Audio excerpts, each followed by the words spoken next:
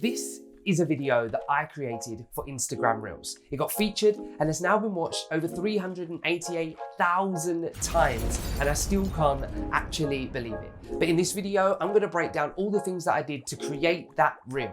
And this is to help and try and give you the best chance of being featured when you create your next Instagram reel.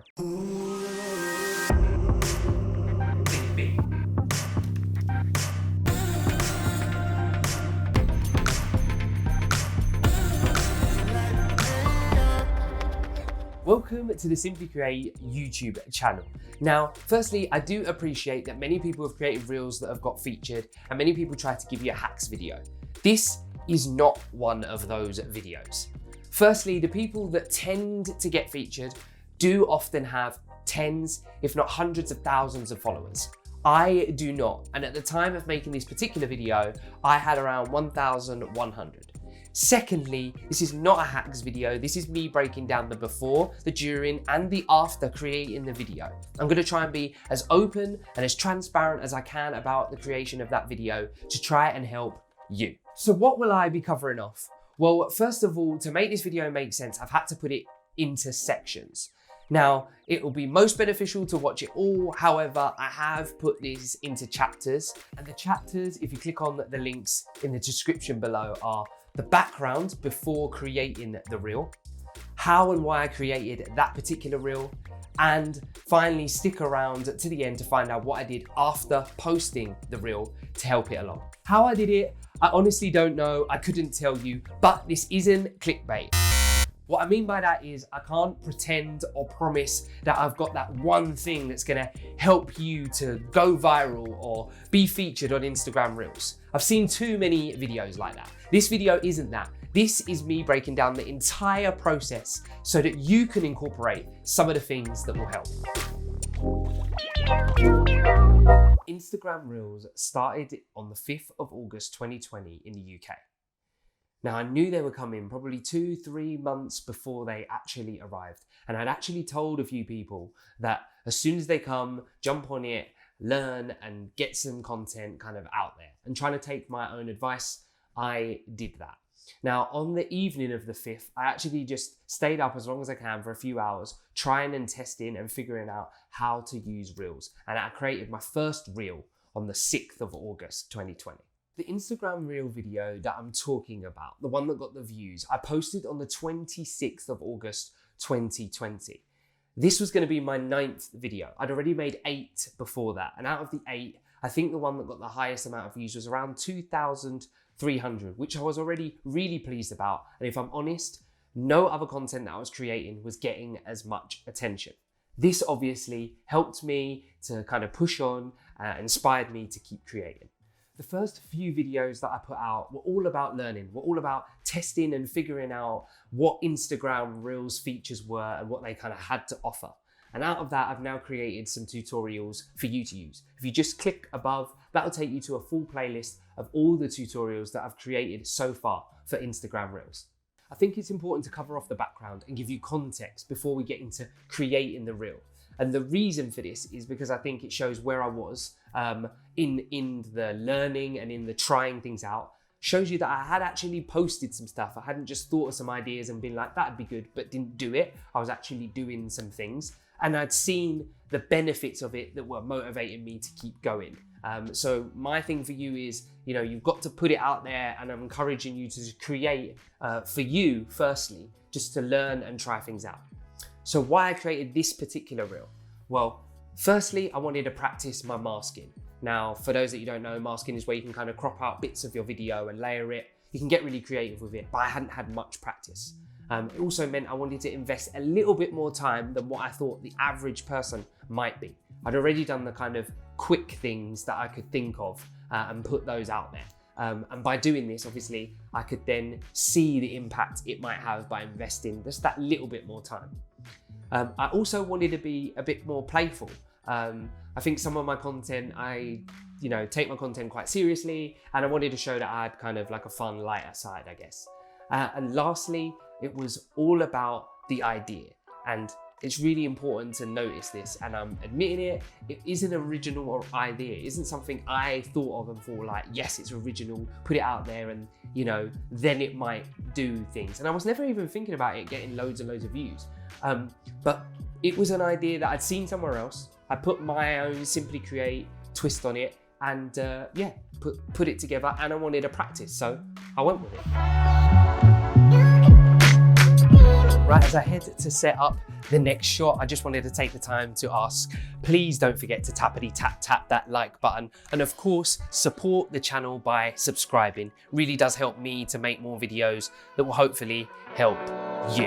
Right, on to the next section. In this section, I'm going to focus on how I created that particular reel. Now, it might seem like I'm in a strange place, but it is relevant as this is where I actually filmed the reel. Just in my bedroom and just using my bedroom mirror. So, firstly, I didn't use my phone, I used a camera. This was just to up the quality a little bit. And I had the camera turned so it filmed me vertically, not horizontally, and I didn't take a horizontal video and adapt it to vertically. I filmed it the way I wanted it to look. The camera was about at this level, it was just a bit kind of to the left, and it needed to be set up kind of just right. And it needed to be set up so it showed me and my reflection, but not the camera. This was just make masking a little bit later, a little bit more tricky than it kind of already was. So as you can see from the mirror here, the camera is in shot, but if I move it to a certain angle, we're still filming, but the camera is not in shot. And that's how I kind of set it up so that the camera wasn't in shot. I'll leave it there for now. So once the camera was set up and I was happy, I then moved on to recording. Now I had to record it twice. I recorded it a few times, but it needed 2 different takes. The first take was me performing into the mirror, if you like. And the second take was me reacting to the things and the actions that I did from that first take. Now you had to kind of remember roughly what you do, and you have to kind of try to time it so it works about right when you match it up. But it doesn't have to be exact. Once I was happy with having 2 takes that I was happy with, I went and put it and uploaded it onto my computer, where I edited it in Adobe After Effects. You can use other programs, of course, but I chose this one. I know you can use Premiere Pro and anything that basically allows you to mask. People thought I used green screen, which I didn't, and you'll see that later. And from the masking, it took me a little while. So filming took me about 25 minutes to half an hour. Editing took me about 2 hours. Now the editing, one of the main things was I kind of got a little bit excited and my hand kind of went over the mirror. So it didn't allow for an easy kind of crop. I had to go round my hand for a little bit. So this obviously ate into the amount of time it took editing. But obviously if you get your video near enough bang on, then it will take less time. So once I was happy with my edit, I then exported the video, but very particularly, I didn't use sound. I took all the sound out and so it was just a video. And when I uploaded it into Reels, I used the Reels audio function.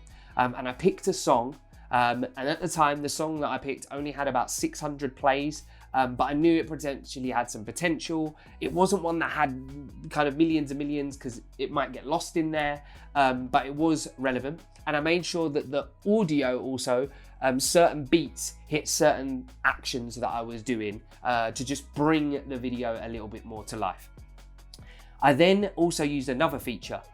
So once I picked the audio, I used the text feature and added just a little comment right at the very top. Now my placing was really important because if it's in the wrong place, it can crop out when you post or it just might not look right.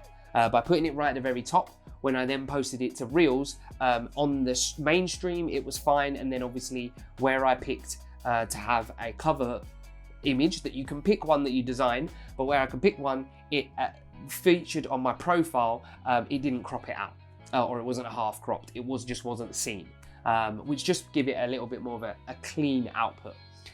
When I posted the reel, I used a description. Now in my description, I just used a one-liner with an emoji on the end, about 20 to 25 characters, and I made that punchy and a little bit quirky, just to entice people to kind of read that and watch.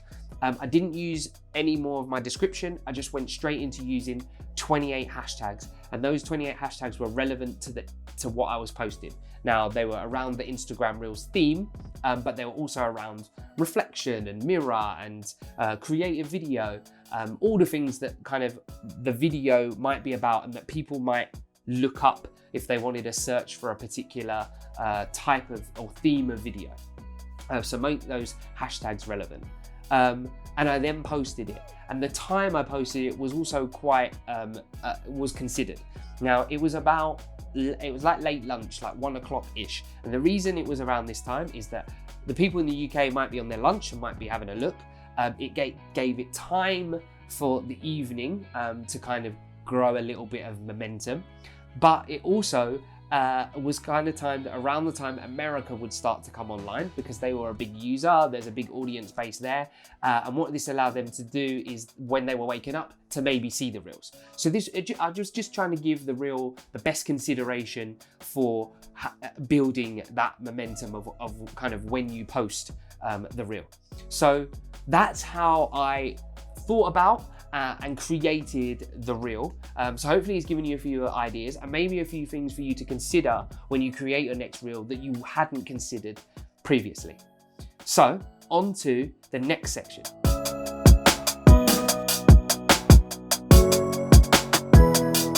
Now for the last section, and this focuses on what I did after I posted the reel. Now, here you can see the reel, and down in the bottom corner, you can see there's a little featured label. So watch out for that. If that happens when you post a reel, then hopefully you'll be on to a really good thing and lots of views for your content.